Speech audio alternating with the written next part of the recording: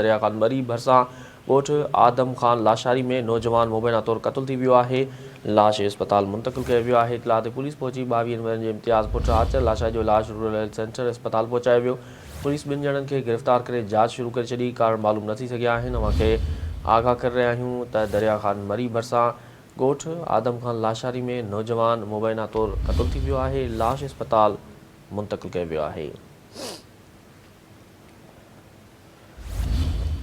इतलाह ते पुलिस पहुची 22 वरनि जे इम्तियाज़ पुट आचर लाशारी जो लाश रूरल हेल्थ सेंटर अस्पताल पहुचायो वियो। पुलिस 2 ॼणनि खे गिरफ़्तार करे जांच शुरू करे छॾी। कारण मालूम न थी सघिया आहिनि।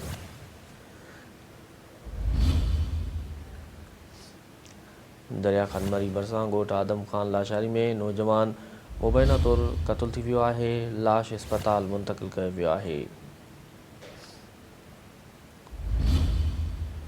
इतलाह ते पुलिस पहुची 22 वरनि जे इम्तियाज़ पुट आचर लाशा जो लाश रूरल हेल्थ सेंटर अस्पताल पहुचायो। वधीक तफ़सील मालूम कंदासीं। टेलीफोन ते मौजूदु आहे दरिया Khan Marri Khan Sindh TV news reporter Waryal Sindhi. जी वरियल सिंधी, ॻोठ आदम खान लाशारी में नौजवान मुबैना तौरु क़तल थी वियो आहे। वधीक कहिड़ा तफ़सील हिन महिल आगाह कजो। जी बिल्कुल, दरिया खान मरी थाने की हद ॻोठ आदम खान लाशारी में 22 साला नौजवान इम्तियाज़ पुट आचर लाशारी मुबीना तौर ते क़तल थी वियो आहे।